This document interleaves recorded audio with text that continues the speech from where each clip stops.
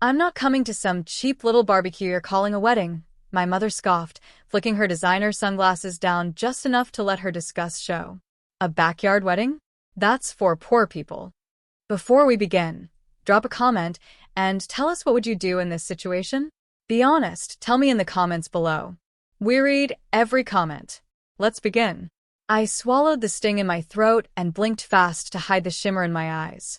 I was standing on the porch of my fiancé's modest two-bedroom home in upstate New York, clutching the DIY floral invitation I had printed at a local Staples. It was soft pink, my favorite color, with pressed wildflowers glued in the corners, each glued by hand. I wanted you there, I said quietly. I'm your daughter. Dad didn't even let me finish. He stepped forward, his voice hard. You're an embarrassment to us, Mia. This isn't a wedding. It's a joke. My hands trembled, and not just because the October wind was cruel. Behind me, my fiancé Caleb was stacking folding chairs in the backyard, still wearing the grease-stained overalls from his auto repair shop job. He turned when he heard the voices, catching my father's glare before I could even respond. And he's a mechanic? Dad hissed. After everything we sacrificed for you to go to college? You end up with a grease monkey and a backyard ceremony? This is how you repay us. I could feel the heat rising in my cheeks. I wasn't angry, not yet. It was something deeper, something more bitter than fury. It was grief. Then don't come, I said, my voice barely steady. If your love for me is conditional on a chandelier and 5-star catering, then stay home. They turned without another word. No hug. No blessing. No offer of help. Just expensive perfume lingering in the air and the finality of tires crunching down the gravel road. That night, I cried in Caleb's arms, quietly, so our neighbors wouldn't hear. He held me close, his rough hands wiping my tears, his jaw clenched. You still want to do this? He asked. We can fly to Vegas instead. No pressure, no pain. But I shook my head. I want this. Us. Right here. Even if no one shows. The wedding day came. And, at first, no one did show. Just Caleb's sweet Aunt Denise with her homemade apple pie, his old high school friend Marcus with a Bluetooth speaker, and our neighbor Nora, who lent us her string lights. We made an altar under the oak tree, where Caleb carved our initials. The grass was damp, but the sky was clear. And when Caleb said, I do, with his hand slightly shaking and his voice breaking just a little on the word forever, I knew I didn't need a ballroom. I needed this. But what none of us expected was the man with the camera. A soft-spoken stranger with a beard and warm eyes had been invited by Marcus last minute. He's a freelance filmmaker, Marcus had shrugged. Just wants to practice wedding reels. We said yes. And that decision, that one yes, was the thread that unraveled everything. Because 7 days later, that same man uploaded a video to YouTube titled, The Most Beautiful Backyard Wedding You'll Ever See. And in 48 hours, it hit 5.6 million views. Not because of the location. Not because of the decorations. But because of a single 23-second clip. Me, in a simple white dress from a thrift shop, choking on tears, holding Caleb's hands under that oak tree, saying, I didn't have my parents here today, but I have love. And I think that's more than money can ever buy. People didn't just watch, they shared. They wept. They posted comments like, This is the most real wedding I've ever seen. She deserved better from her family. I'm sobbing. This is what love looks like. And as it kept spreading from TikTok edits to talk shows, my parents saw it too. That's when the phone call started. That's when they drove 2 hours to our town unannounced. That's when they knocked on our door, with red eyes, wet cheeks, and shaking hands. Mia, Mom cried. We made a mistake. And I just stood there holding the doorknob wondering, were they here for me now, or for the spotlight I'd become? My mother's mascara was running, and my father's shirt was wrinkled in a way I'd never seen before. These were people who once called arriving in anything less than a Mercedes tacky. Now, they stood at my doorstep like soaked strangers, not parents. Caleb stood behind me, one hand resting gently on my lower back. He said nothing, but I could feel his breath change, tense like mine. Mia, Mom whispered again, reaching out. Honey, we didn't know the wedding was going to be so beautiful. I blinked. That's what brought you back, I said. The aesthetic of it all? No, she said quickly. No. I mean, we saw the video. The part where you cried. It broke my heart. You said I was an embarrassment, I reminded her. My voice wasn't angry. It was just hollow. My father looked at the floor. We shouldn't have said that. I was upset.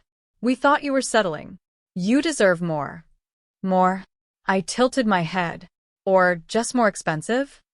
They didn't answer. But the silence said everything. I wanted to scream, to throw open the door and drag them inside just so I could make them watch the love they called low class. I wanted to replay every moment they'd missed, Caleb whispering my vows back to me because I was too emotional to speak, Nora lighting the candles when the sun dipped early, the kiss we shared while autumn leaves danced around us like confetti. But instead, I just stepped outside and closed the door behind me. You know what I learned that day? I said, arms crossed against the cold. That a family isn't who shares your blood. It's who shows up. And you didn't. We made a mistake, Mia, my mom insisted, voice cracking. We were raised with a different mindset, status mattered. Appearances mattered. But we watched that video, and you looked like a woman. Strong. Happy. Loved.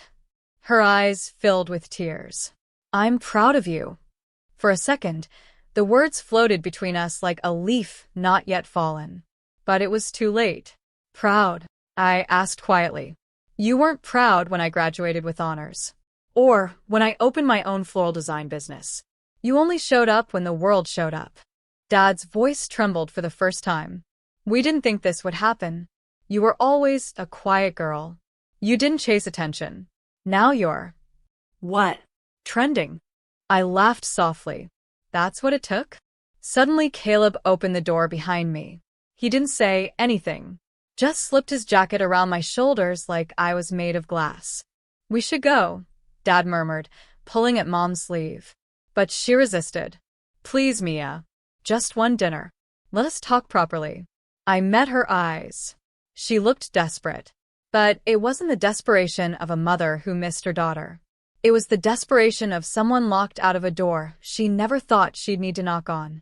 Maybe someday, I said. But not today. I'm still celebrating. And with that, I walked back inside. Caleb closed the door gently, and I let out a breath I didn't realize I'd been holding. He kissed the top of my head. Proud of you. I nodded, voice shaking. Me too. The next morning, we woke up to a text from Nora. Mia, turn on Channel 9. You're on Morning Light America.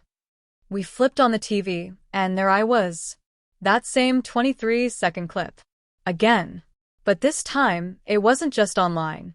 It was national. The anchor was crying. The producers had flown in to do a full segment. They called me the backyard bride who broke the internet. And before the week was over, 3 wedding magazines, 1 Hollywood screenwriter, and a morning show host had reached out. Suddenly, the world wanted to know me. But the question was, what would I do now that they did? The knock on our door this time didn't come with tears. It came with a car. A black SUV. Tinted windows. Parked across the street like it had been there since dawn. Caleb peered through the blinds and raised an eyebrow. We expecting someone famous? I laughed. At this point, maybe. The doorbell rang. When I opened it, a sharply dressed woman in her 30s stood on the porch. She had the kind of confidence that made you instinctively fix your posture. Mia Caldwell? She asked, smiling. I nodded cautiously. She extended a hand. I'm Tessa McMillan, producer for Good Morning Viewpoint. We'd like to fly you and your husband to LA this weekend. Full segment. National coverage. We think your story could inspire a lot of people. I blinked. She continued, we'll handle the flights, hotel, makeup, wardrobe, everything. We just want you to be yourself. The woman who stood under a tree and chose love over luxury. I was speechless. Caleb stepped up behind me, hand resting on the frame of the door. You serious? Tessa smiled. Dead serious. America needs a real love story. And you too? You're it. 3 days later, I was sitting in a makeup chair in a Los Angeles studio, staring at my reflection in disbelief. I wasn't wearing a $10 thrift store dress this time. I had a cream-colored silk blouse and my hair curled into soft waves. But my hands still trembled the same way. The host, a polished man with a sympathetic voice, greeted us warmly on air.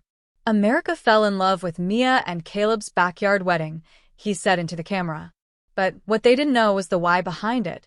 Today, we hear that story. I told them everything. Not the viral version, but the real one. The rejection. The ache. The dreams that didn't come with dollar signs. I told them about losing clients in my floral business because I couldn't afford advertising, how Caleb worked until midnight fixing engines in the freezing cold, how our wedding budget was less than most people's cake. But also how it felt when Caleb looked at me under that tree, like I was the richest woman alive. The segment aired the next morning. That same afternoon, I got 4,000 new emails. But it wasn't the numbers that shook me. It was who was writing. One message came from a woman in Kansas. My daughter wants to cancel her wedding because we can't afford a venue. After watching you, I told her we're doing it in our backyard. With love.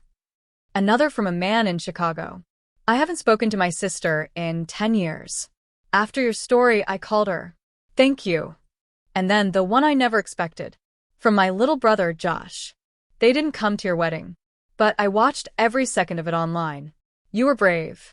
I miss you. Can I come see you? I sat frozen for a moment, reading that line again. Caleb came up behind me and rubbed my shoulders. You okay? I think the world's shifting. He kissed the top of my head. Or maybe it's just finally seeing you clearly. That night, as we sat under fairy lights in our own backyard, this time with a few more friends, more food, more laughter, I realized something.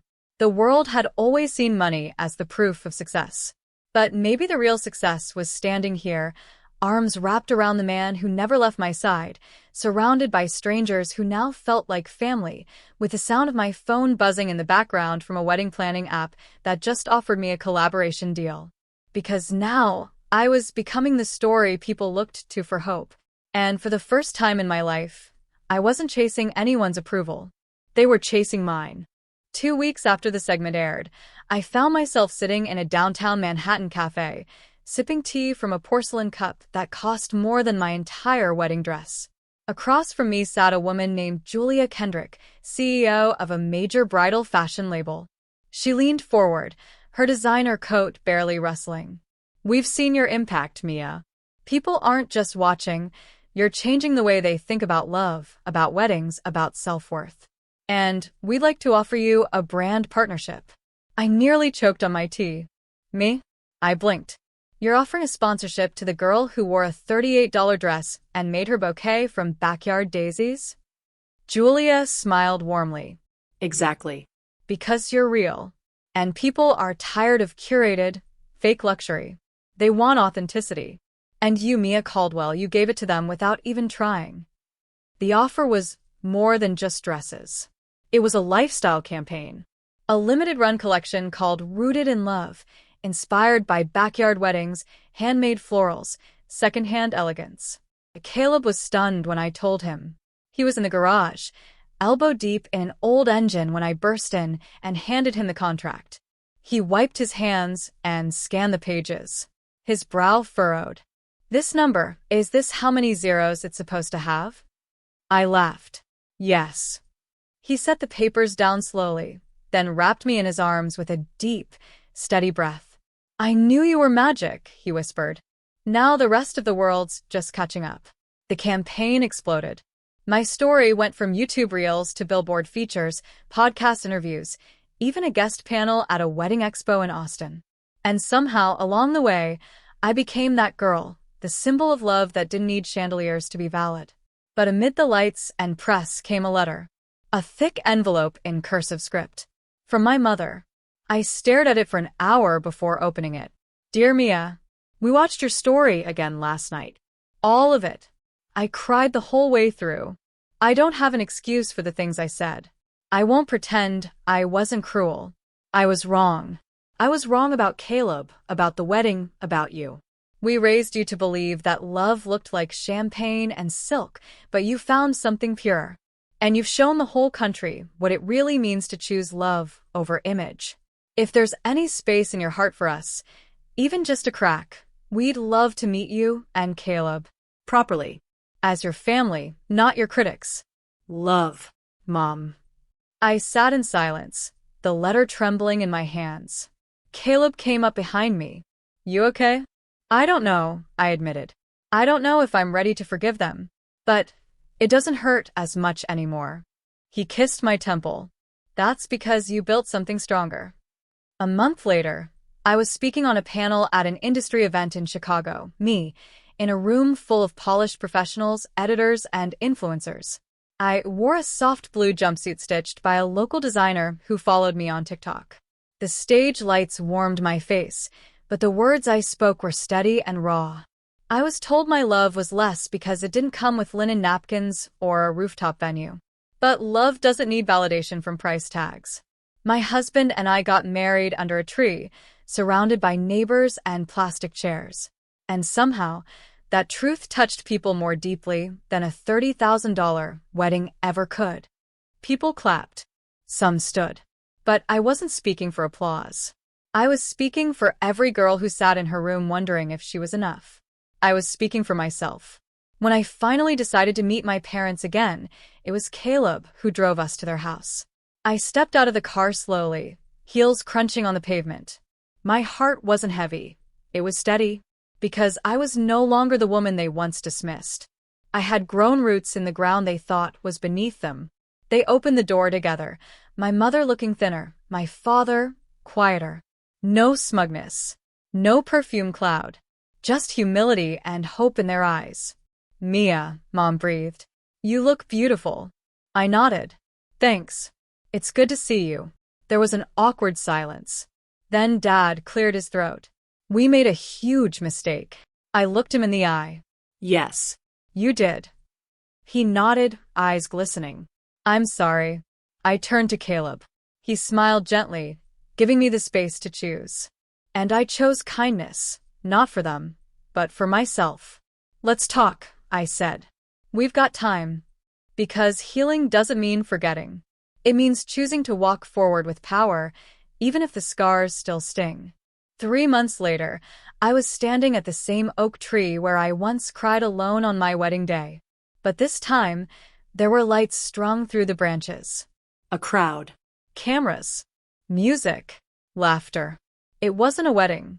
It was a celebration for the success of the Rooted in Love campaign, now a nationwide movement helping low-budget couples create dream weddings on their own terms. And I was the face of it all. Caleb stood beside me, arm wrapped around my waist. You still nervous around crowds? I smiled. Not anymore. Just then I noticed them, my parents, in the back, watching, quiet, uncomfortable, but present. They didn't approach. They just stood there.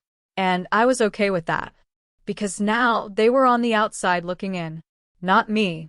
Later that night, I stood with a mic in hand and looked out at everyone, friends, strangers, couples inspired by my story. I once cried under this tree thinking I'd been abandoned, I said. Now, I see it as the place where everything began. People clapped. Caleb kissed my cheek. And I realized, sometimes rejection is just redirection.